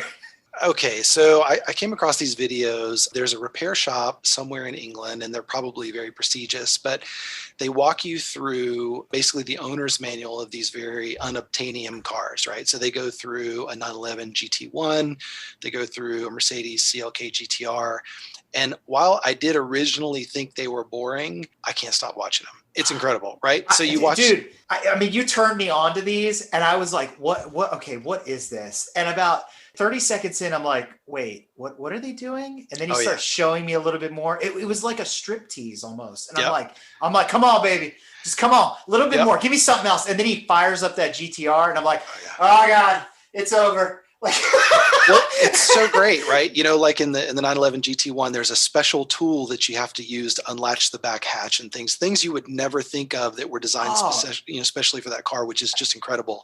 It's really car porn. And I love on the McLaren F1 where they've got the special luggage, and he tells you have to put it in this order, it won't fit. I love all those kind of things. Or the best one is, hey, just in case when you're in here, you have to pull the door handle this way. Like anybody watching that video is going to ever be in a McLaren F1 in that situation. But yeah, they are amazing, amazing videos. I highly recommend that you watch. Yeah, they are pretty cool. We're going to link to them in the show notes. So if you haven't seen them, definitely check them out. And Donovan, thank you for just putting me in another time suck of the internet by introducing me to these videos. Boring cars, it's a thing, right? Then there's certain cars, we talked about auctions earlier, we talked about collectibles, but I think we found one that just is undesirable. I don't understand this one. There's no way anybody can explain this one to me. Tanya, you can try if you want to. So Apparently, there was a company that converted a 2CV into a Roadster in recent time. So I don't know why anybody would do that, first of all. So it's a 1986 Citroen 2CV that was basically coach built by this company called Burton overseas, a Dutch coach builder. They put what I can only describe is somebody that saw maybe a chord and got drunk and spun around 3 times and tried to sketch it out on a piece of paper. It's hideous. And not that a 2CV is attractive, but I just don't understand, right? Start with a better platform. This car sold at an auction in Palm Beach for $9,000, which that's probably okay. Had it sold for $90,000, I think I would just turn off the internet and call it a day. But yeah, I don't understand. I don't understand it at all. At the end of the day, this person, whoever it is, paid $9,000 for a Deux Chevaux. I mean, it didn't get any better. To your point, it got uglier, and the color does not help. It is like cord cream. I know it's going to sound weird. It's like creamed corn because cords came in that beige color, and it's terrible. It's unattractive, and I'm just like, why? It probably cost more to build that car, the 2 of them that they made, than it's worth today. I mean, it's just, ugh. Well, what I love about that is it's bodywork by Dutch customizer Burton Car Company. So there's an entire company that thought it was a good idea to make this car. To me, it's promising for the rest of us, right? We just go to a junkyard and find a bunch of random parts and throw it on some Civic or something and call it a day, and maybe we can get $9,000 for it. Who knows? Oh God! You know, we're talking a lot about bored and boring cars and ugly cars, but you know, this next one really takes the cake. How about a boring job? What? You get a job as an intern with Nissan. That sounds pretty good. Doesn't sound too bad, right? Oh, I like cars and Nissan. Sure, why not? You're French, by the way. You show up your first day of work, sit down with your boss, they're handing you your assignment. Well, we're going to have you go out in rush hour traffic. On purpose. Sit there for months, every day for the next 3 months of your internship. And we want you to record the activities of our adaptive cruise control system. Oh my God. So I think this is just spin. I think what happened is somebody at Nissan had an a-hole intern and they said, you know what, you're going to go sit in traffic. And then news got wind of it. You know, how can Nissan treat this guy this way? And they say, no, it was for research. We had him sit in traffic in LA on purpose. Oh, and Detroit and the other cities had him on purpose because we're doing some research here on traffic. I like that. That sounds plausible. That is so French. I mean, my question is, how much was this paid internship? He had to be drinking, I'm sure. I wouldn't wish that job on my enemy. I mean, can you imagine the road rage? Or do you become desensitized to it after a while? But see, it's your job, so now you don't care. So it's like, oh. How do you slack off at a job when you sit in traffic all day long? How does that work? Hey, yo, boss, I'm going to be late. Well, the scary part is he's researching adaptive cruise control. So he's already not really controlling the car. Right. So, he's probably got Taco Bell in there. He's probably playing Candy Crush. Maybe he had his girlfriend in the car. So could just be a big party. You never know. There's some really bad jobs. And then there's this.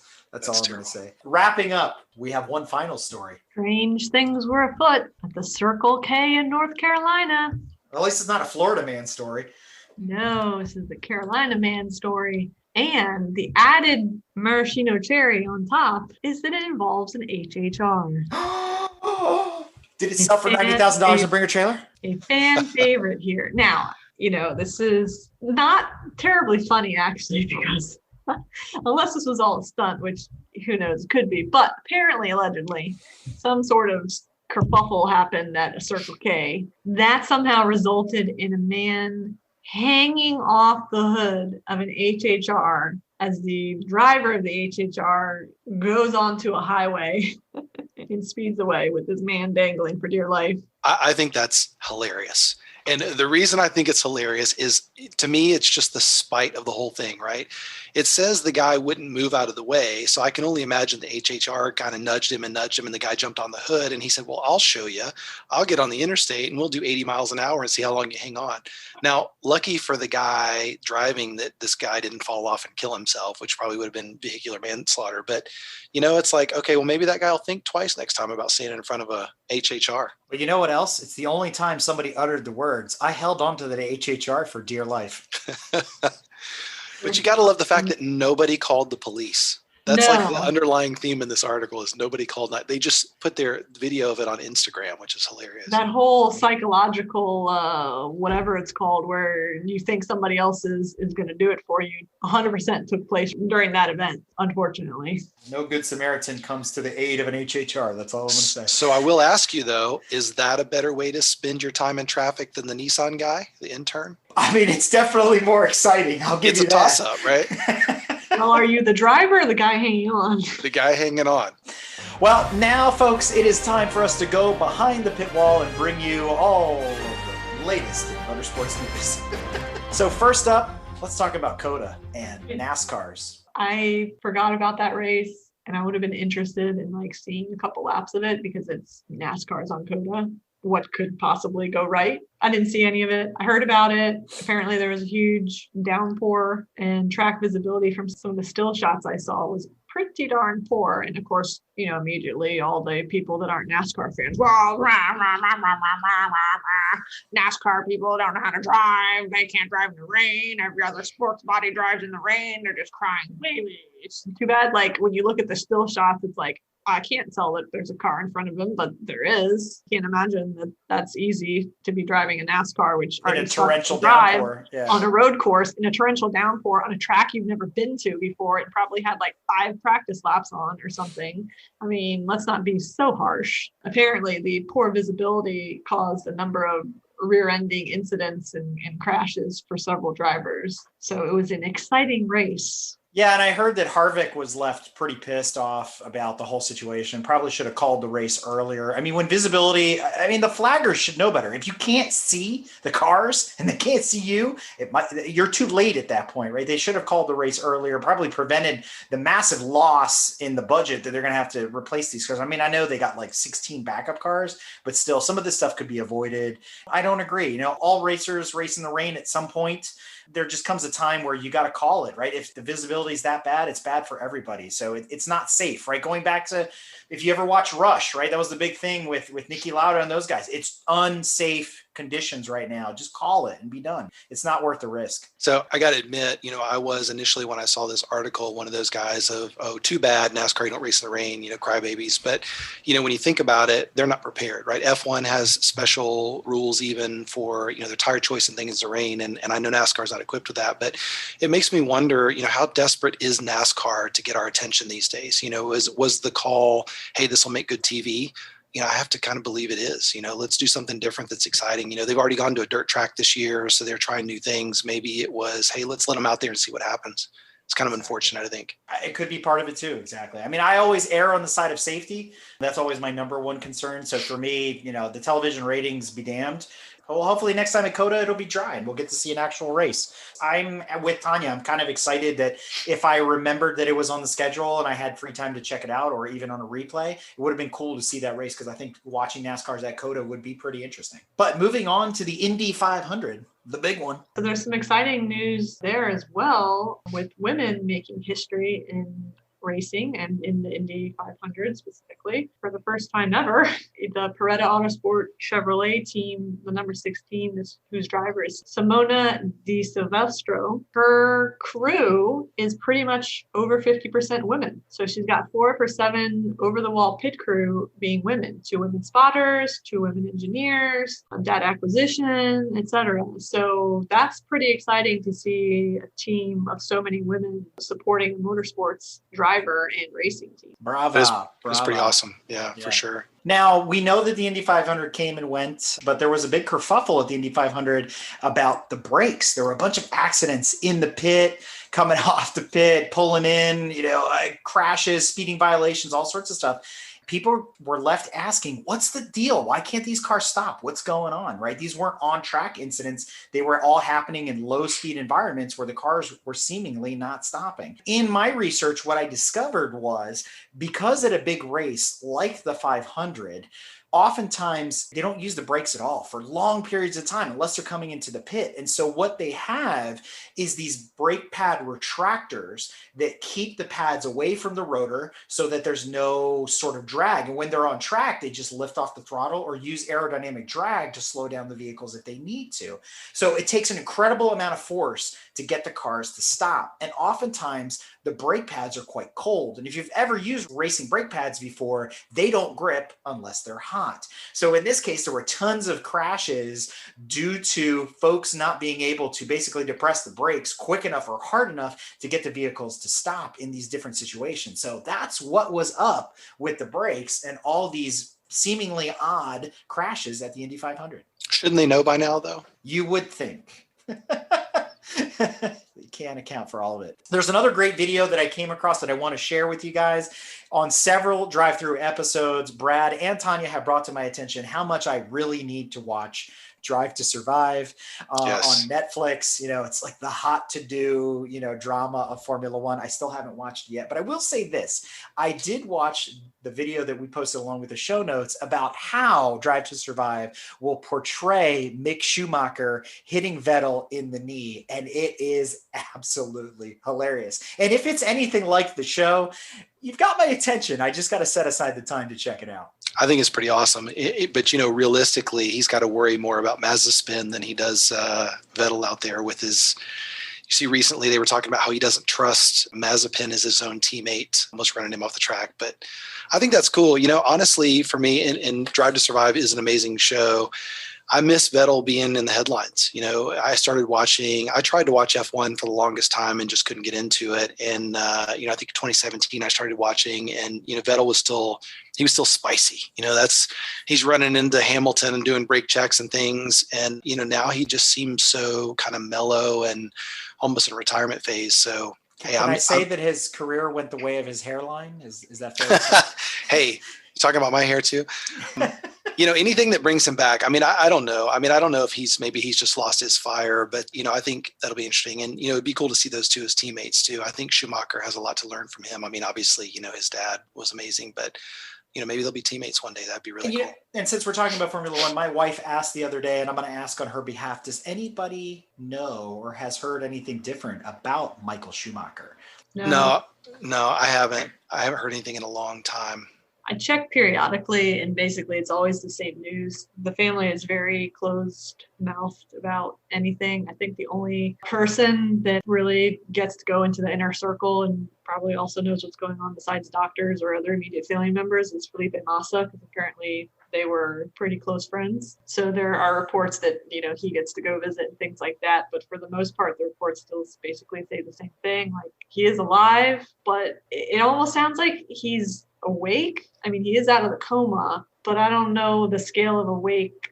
Yeah, on he's the not meditative scale, right, yeah. what that means, just because your eyes are open. Who knows? Maybe one day all of a sudden he's going to come out walking out the front door because they've kept it quiet. But That would be awesome. That would be awesome. I mean, it hurts me to even think about it. I mean, Schumacher is definitely a hero, right up there with Senna and others.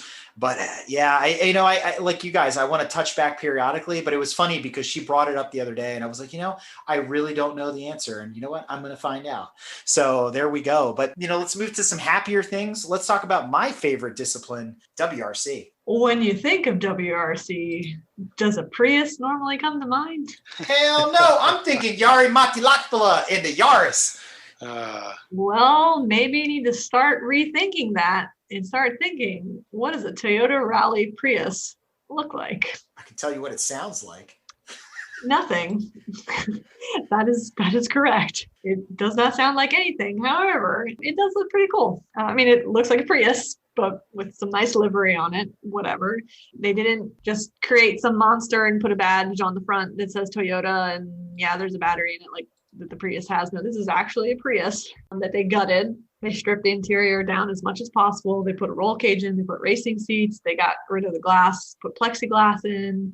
Apparently they even... Is it all-wheel drive? It would be, because the front and rear suspension borrow parts off the TRD RAV4, SUV, which I'm assuming the RAV4 Yes. is all-wheel drive. So what they talk about in terms of like spec, so they did change a bunch of parts. So apparently the front springs are from a Camry, the rear springs are from an Avalon TRD. I didn't even know there was an Avalon Yeah, that TRD. you've just blown my mind right there.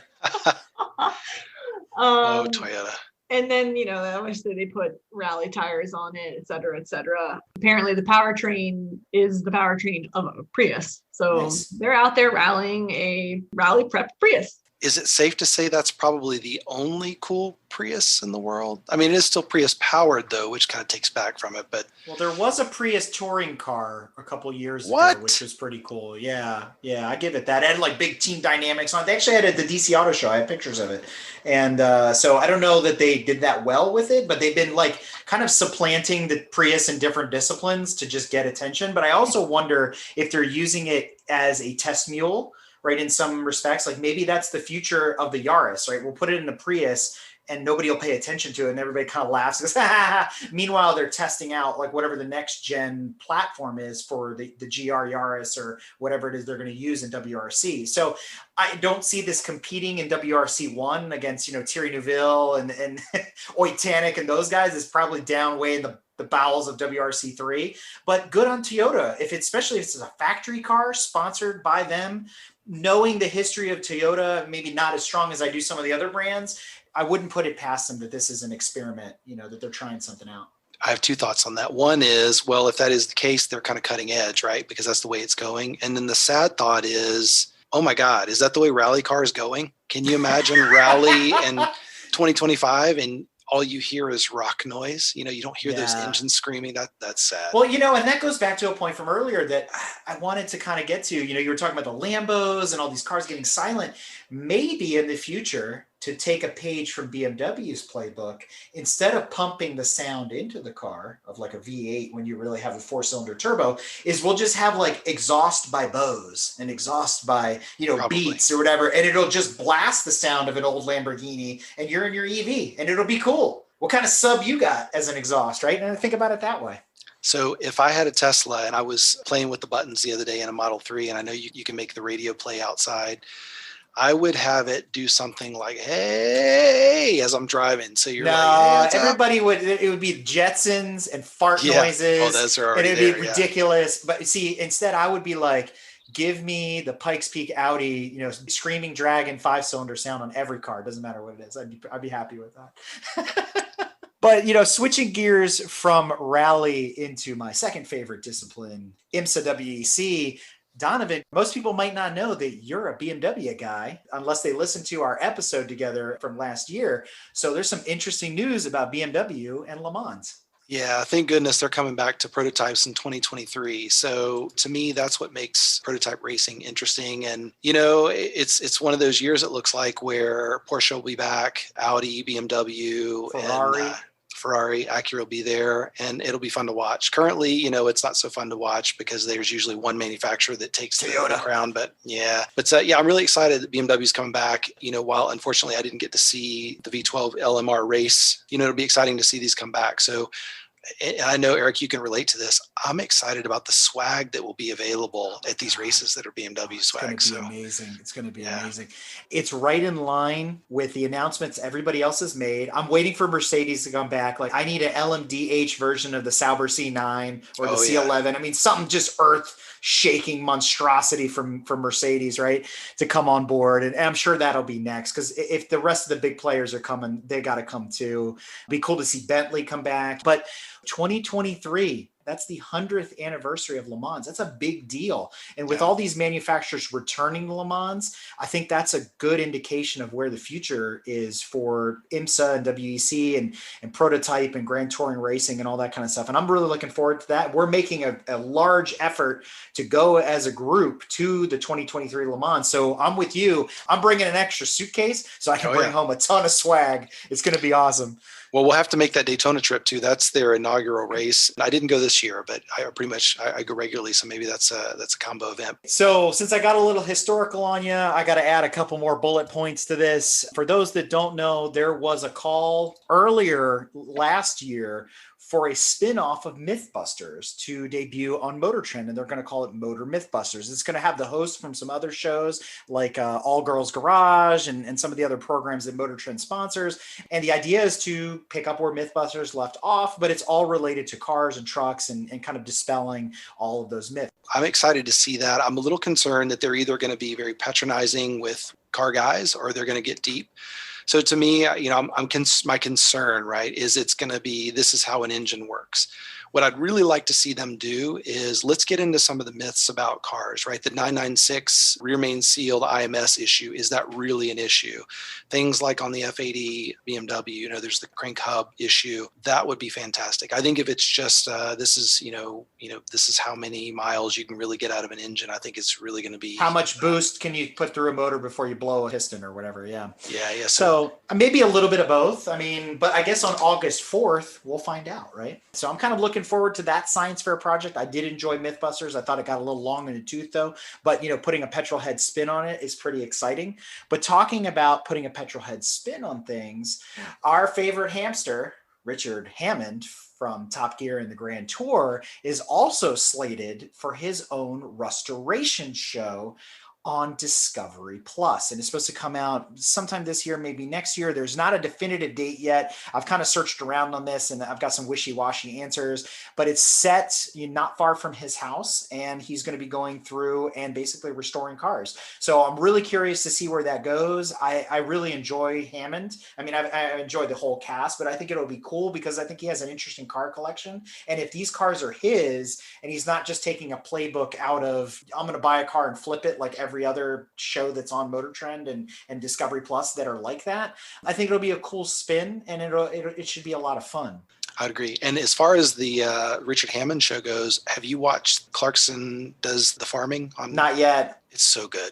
It's typical Clarkson stuff, but it's really good. They did a special for charity years ago where all three of them, Clarkson, Hammond, and May, were doing some landscaping, farming, and tractor type stuff, and it just ended in chaos and calamity as always. So, knowing that Clarkson's doing a show, and it might be similar to that, I might actually tune in, so I'm going to have to check it out. It's really good. It's believable, too. I know some of it's scripted, but for the most part, it's pretty good. On the other side of that, and a little bit of sad news, some of you may or may not be intimate with the long history of FIA and Formula One and whatever, but Max Mosley, the former president of the FIA, passed away this year at 81 years old. He was the president of the FIA from 1993 to 2009. He carved out a successful career before going to FIA as a lawyer, a barrister. He was an amateur racing driver, and he was also the founder and co-owner of March Engineering. So long, deep history in the motorsports world. We're sad to see him go, but Max Mosley passed this year. In other sad news, not the saddest news we have to report, but it's sad for you. I am a fan of the GR Yaris. I don't know why. I've never driven one. Is that the Garage Ride edition? I would love to drive one. I like small cars. It's a small car, so it had me at small. In a track day event in Estonia, poor little Toyota GR Yaris succumbed, I think, to its injuries, and there's one less in the world today. So the driver, trying to push the car to its limit, I guess, from the video footage of what seems to be like a still camera on the side of the track that was pointed at these two particular corners. It's coming around, make this left-hand corner, and it kind of comes through drifting. And you see him coming through. He obviously tries to correct. The car goes sideways, but then it snaps back and he shoots off the track to the right. Fortunately or unfortunately, in this case, unfortunately, there was a sand trap. So when it went off track, hit into the sand trap, it dug in. It barrel rolled, hit the roof 4 times, I counted, finally coming to a rest, turtle side down, so on its 4 wheels. Boom, there it rested. There were some, not still shots, but just 360 video footage of it sitting out in that sand trap. And surprisingly, and I don't know how fast it was going coming into this turn, but for a car that barrel rolled, hitting its roof 4 times, it doesn't look that damaged. It was so collectible too. It just in that turn. He just overcompensated. Basically, he snapped it back the other way and shot off the track. But I'm impressed by the engineering. But I guess that's also cars these days are much. I mean, just think if he holds on to it for like 50 years, he can sell it for 122 grand, like that Jaguar that we talked about earlier. You know? I mean, for not having a roll cage inside and the roof didn't collapse in the passenger. Yeah, that's cabin, really, really good, actually. I mean, it looked like the headline. It looked like the headliner fell out, but it didn't look like the roof had caved in. Yeah. So the passenger was probably fine. And even the body panels weren't all that banged up, not all the way around the car. So I'm really impressed actually with the structural rigidity of the GR. Overall, still better looking than that Burton Docheveau that we talked about a little while ago as well. So it's winning. It's winning in a lot of categories. I'd give him $50 for it. Now, the other cautionary tale here is if you find yourself in Estonia on a track day, please be wary because apparently there aren't flaggers out here because everyone just keeps going around the track. Like, I mean, if it's anything like the crazy track days in Germany, the bigger question is, was he wearing a helmet? A helmet, exactly. That was my first thought when I saw where this was located because the cars just keep going around. I would have thought immediately red flag, everybody should be stopped, let the ambulance get out there to make sure this dude is alive. One guy did pull over and like drove off the track and started to get out of the car and then the video shuts off. But I was like, dang, do yourself. Exactly. Track days. All right, and one final one, Tanya. I know that you follow the MotoGP discipline. What's going on? Yeah, so that is truly the saddest news out of all these reportings is a Swiss rider in Moto3, Jason Dupasquier. He had an accident at the Grand Prix in Mugello and unfortunately lost his life in that incident. At 19 years old. It's absolutely crazy. And it said he crashed at the turn that's called Arrabbiata. It's the double right-hander at turn 9 at the end of qualifying. And it was on his flying lap. And that translation means angry. Yes, it does. Yes, it does. So it's very sad to see that. An aspiring motorcycle rider would have been really cool to see what he could have done. But, you know, unfortunately, sometimes the risk we take, even with the best safety gear that's out there, and motorcycles and all sorts of racing are dangerous. So always use your better judgment, whether you're in a GR Yaris, a motorcycle, or anything else. So always be on the side of safety. But now we'll switch into some quick local news as we wrap up. I want to remind everybody about some upcoming events. Unfortunately, our Tail of the Dragon event has been canceled because, as you know, Brad is not on this episode. He's not feeling too great. So we had to bag that. But we are on for our double header with Auto Interest at Nelson Ledges and Pit Race over the next 2 weekends. So unfortunately, we can't tell you all the awesome things about Nelson Ledges until next month. It's going to be a first for a lot of us, although I have heard it is no longer like racing on the surface of the moon. It is newly reopened in the last couple of years. Unfortunately, it's kind of, re-debuted in the middle of COVID, but it's been freshly paved. I've been watching a lot of videos of it. It has touted to always have had the fastest average lap speed of any track east of the Mississippi. So I'm really excited to try out Nelson Ledges, and I'm always happy to go to Pit Race. We are at Pit Race celebrating the 4th of July this year, and we are also hosting a karting showdown. So if there's anybody out there from AI or even from GTM that has nothing to do over the 4th of July weekend, please come join us for the Pit Race karting showdown on July 3rd. You can register for that on our store site, schwag, schwag.gtmotorsports.org. So we still have open spots available for that. In addition, Summer Bash is returning to Summit Point. This year, it's bigger, badder, and better than ever. 4 days at Summit Point over 3 tracks. We are also hosting our 2021 fundraising campaign in conjunction with the American Cancer Society. Details for that are on our website. We are looking to raise $7,000 for ACS. We are about $2,500 in right now if you're listening to this, and we're looking for your support. No obligation, but we do thank everyone that can help contribute. All proceeds go to the ACS. It's going to be a track, walk, and run, which is a first for Summit Point. So if you can join us on July 31st at Summit Point, that's going to be awesome. All the details are on our website. We also have our Cannonball Run, where we expect to see Donovan on track with us from Garage Riot, along with some other folks at Carolina Motorsports Park in conjunction with our friends at Just Track It. That's going to be over the August 7, 8, 9 weekend. So if you want more details about that particular event, visit justtrackit.net. I will say it's a really great, affordable weekend and an awesome facility there. We got a bunch of folks that live down in that area that are familiar familiar with that track.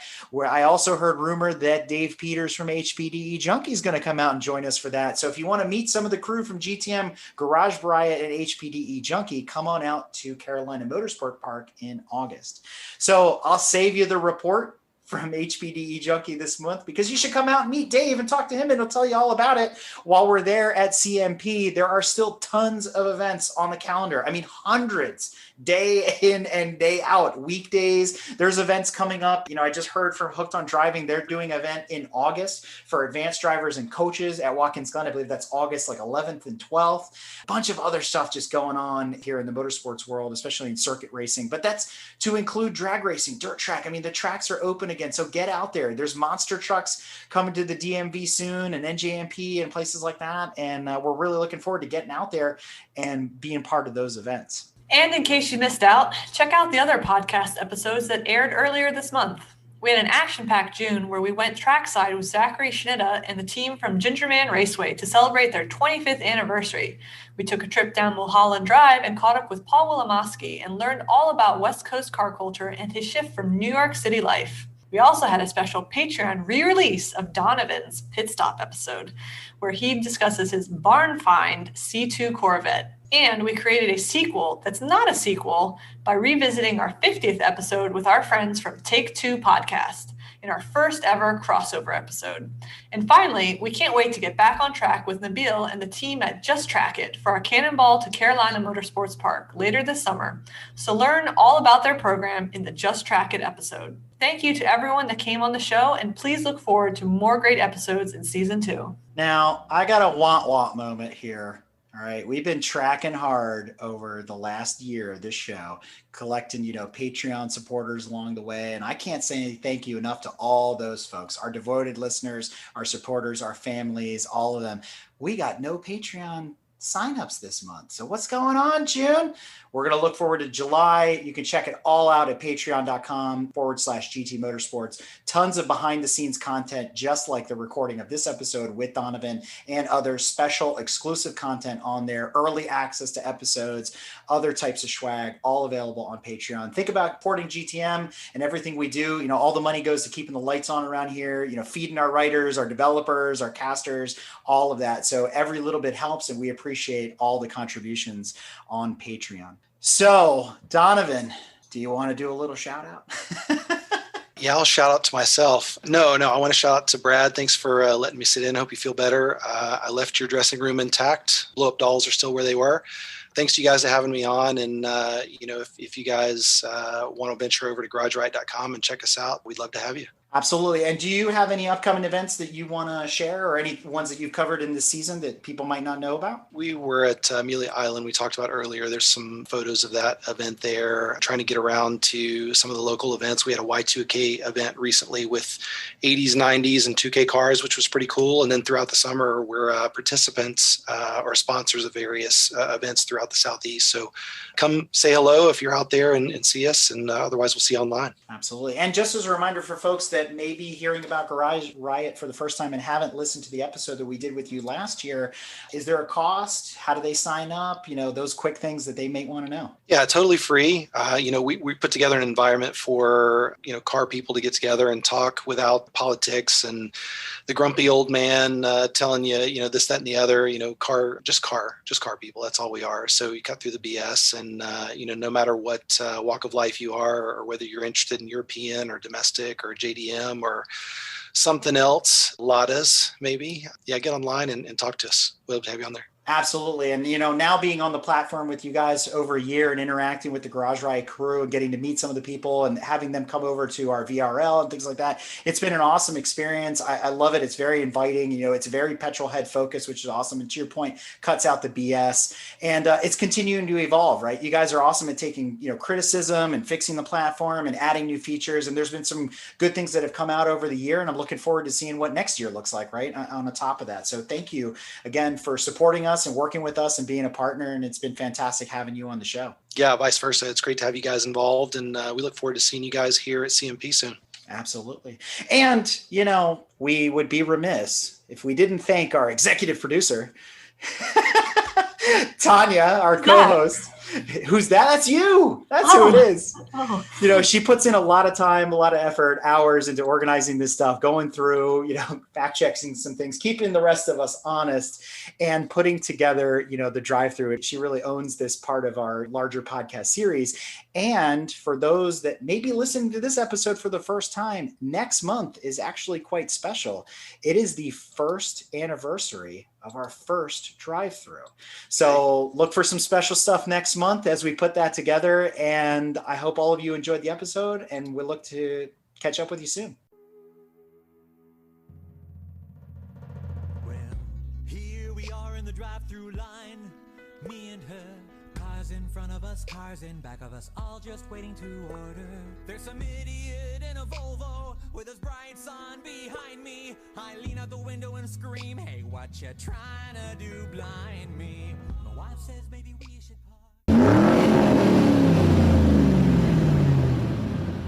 If you like what you've heard and want to learn more about GTM, be sure to check us out on www.gtmotorsports.org. You can also find us on Instagram at Grand Touring Motorsports. Also, if you want to get involved or have suggestions for future shows, you can call or text us at 202-630-1770 or send us an email at crewchief@gtmotorsports.org. We'd love to hear from you. Hey everybody, Crew Chief Eric here. We really hope you enjoyed this episode of Break Fix, and we wanted to remind you that GTM remains a no annual fees organization, and our goal is to continue to bring you quality episodes like this one at no charge. As a loyal listener, please consider subscribing to our Patreon for bonus and behind-the-scenes content, extra goodies, and GTM swag. For as little as $2.50 a month, you can keep our developers, writers, editors, casters, and other volunteers fed on their strict diet of Fig Newtons, gummy bears, and Monster. Consider signing up for Patreon today at www.patreon.com/GT Motorsports. And remember, without fans, supporters, and members like you, none of this would be possible.